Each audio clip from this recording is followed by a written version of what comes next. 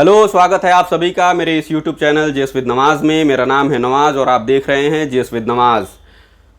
हम सभी को पढ़ाई के साथ साथ देश और दुनिया की तमाम खबरों पर भी नज़र रखना चाहिए। इससे हमारी जो तार्किक बुद्धि है वह भी बढ़ती है और इसके साथ साथ हम देश और दुनिया की खबरों से जुड़े रहते हैं, देश और दुनिया से भी जुड़े रहते हैं। ऐसे ही तमाम सुर्खियों वाले खबरों को हम इस वीडियो के माध्यम से बताना चाहेंगे जो इस वक्त देश और दुनिया में सुर्खियां बटोर रही हैं। ऐसे ही एक खबर है अमेरिका से। अमेरिका में प्रेसिडेंशियल इलेक्शन चल रहा है। आपने कुछ दिन पहले देखा होगा कि डोनाल्ड ट्रंप पर किसी ने घातक हमला किया जिसमें डोनाल्ड ट्रंप बाल बाल बचे और वह उसके बाद से अपने कान पर पट्टी लगा करके डेमोक्रेटिक रिपब्लिकन पार्टी जो इस वक्त रूल कर रही है अमेरिका में उसके खिलाफ अपनी नाराज़गी व्यक्त कर रहे हैं। और ख़बर यह है कि डेमोक्रेटिक रिपब्लिक के उम्मीदवार और मौजूदा राष्ट्रपति जो बाइडन ने अपने नाम को प्रेसिडेंशियल इलेक्शन से पीछे हटा लिया है और अपने सहयोगी और मौजूदा उपराष्ट्रपति जो भारतीय मूल की अमेरिकी नागरिक कही जाती हैं कमला हैरिस, उनके नाम को आगे किया है। अब हम देखते हैं कि इस अमेरिका के प्रेसिडेंशियल इलेक्शन में डेमोक्रेटिक पार्टी और रिपब्लिकन पार्टी के बीच में एक दिलचस्प और रोमांचित कर देने वाला चुनाव देखा जाएगा जिसमें डेमोक्रेटिक रिपब्लिक की तरफ से उम्मीदवार होंगी कमला हैरिस और रिपब्लिकन पार्टी से उम्मीदवार होंगे पूर्व राष्ट्रपति डोनाल्ड ट्रंप। कहीं ना कहीं डोनाल्ड ट्रंप का पलड़ा भारी लग रहा है। अब देखते हैं आगे चुनाव के बाद क्या फैसले आते हैं। दूसरी खबर है हिंदुस्तान से।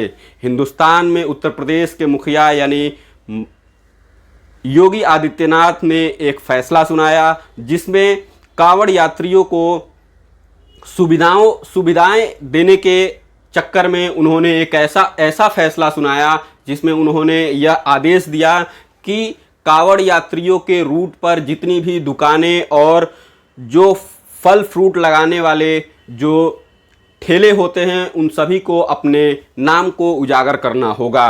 लेकिन सुप्रीम कोर्ट ने इस फैसले पर अपना अंतरिम रोक लगा दिया है और सरकार को एक नोटिस जारी किया है।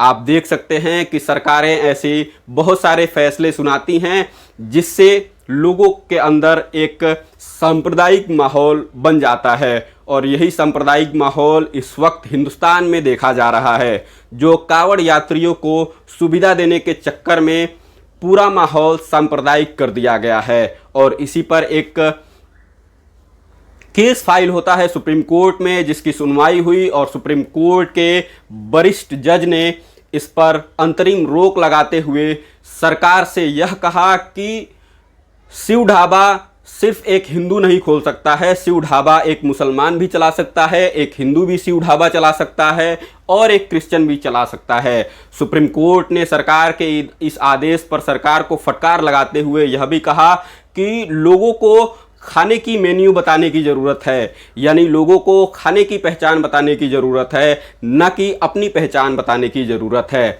इसके बाद से हम तीसरे सुर्खी पर नज़र डालते हैं और तीसरा सुर्खी है इस वक्त अपने पड़ोसी मुल्क बांग्लादेश से। बांग्लादेश में बीते कई दिनों से हिंसक प्रदर्शन देखे जा रहे हैं और इस हिंसक प्रदर्शन का कारण था वहाँ की आरक्षण व्यवस्था जिस पर सुप्रीम कोर्ट ने हाई कोर्ट के फैसले को असंवैधानिक बताते हुए आरक्षण व्यवस्था पर पूर्ण रूप से रोक लगा दिया है और एक नया आरक्षण व्यवस्था लागू करने की मांग की है जिसमें सुप्रीम कोर्ट ने कहा है कि वहां बांग्लादेश में 93% जो नौकरियां होंगी वह मेरिट बेस्ड होंगी और 5% आरक्षण सिर्फ 5% आरक्षण ही वहां के जो मुक्ति सेना के जो बच्चे होंगे उनको दिया जाएगा और 2% आरक्षण वहां के अन्य वर्ग को दिया जाएगा। इससे पहले अगर हम बात करें जिसका कारण यह हिंसक प्रदर्शन हुई उसमें 30% आरक्षण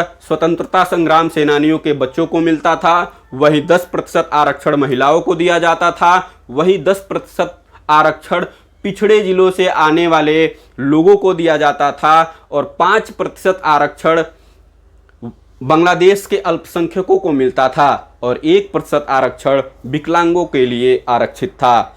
यानी पहले इस आरक्षण व्यवस्था के माध्यम से सिर्फ 44% ही नौकरियां मेरिट बेस्ड होती थी, जिसको बदल करके सुप्रीम कोर्ट ने मेरिट बेस्ड नौकरियों के लिए 93% का एक बड़ा नंबर दिया है। इससे हो सकता है कि अब प्रदर्शन में कुछ कमी आए और लोग अपनी मांगों को लेकर के थोड़े नरम दिखें। इससे पहले हिंसक प्रदर्शन हुई और इस हिंसक प्रदर्शन में लगभग 130 से 150 लोगों की मौत होने की पुष्टि हो चुकी है और कई लोग घायल बताए जा रहे हैं। शिक्षकों और छात्रों द्वारा शुरू किया गया यह प्रदर्शन जो काफ़ी उग्र रूप ले लिया और इस उग्र रूप लेने के साथ साथ छात्रों ने कुछ आरोप प्रत्यारोप भी लगाए। छात्रों का कहना है कि पुलिस ने छात्रों और शिक्षकों के ऊपर गोलियां बरसाईं और उनके ऊपर लाठीचार्ज भी किया। इसके बाद अब हम आते हैं मुंबई में मानसून को लेकर के।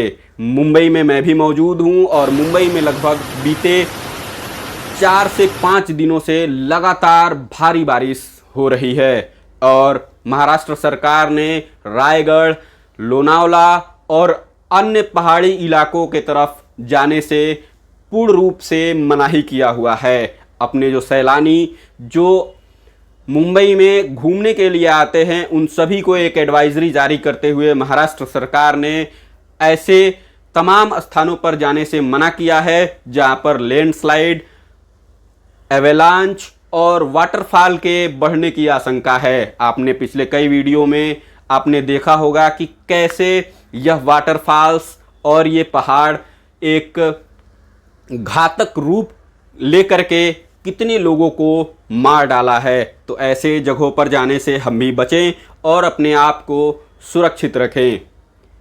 आज के इस वीडियो में इतना ही। वीडियो आपको कैसी लगी आप कमेंट सेक्शन में बताना ना भूलें। लाइक और शेयर करना भी ना भूलें और अगर आप इस चैनल पर नए हैं तो आप इस चैनल को ज़रूर सब्सक्राइब कर लें, क्योंकि ऐसे दिलचस्प और नॉलेजेबल वीडियो सिर्फ और सिर्फ मिलता है जीएस विद नमाज के साथ। तो जुड़े रहिए जीएस विद नमाज के साथ, देखते रहिए जीएस विद नमाज। आगे और भी वीडियोस मिलते रहेंगे। तब तक के लिए धन्यवाद।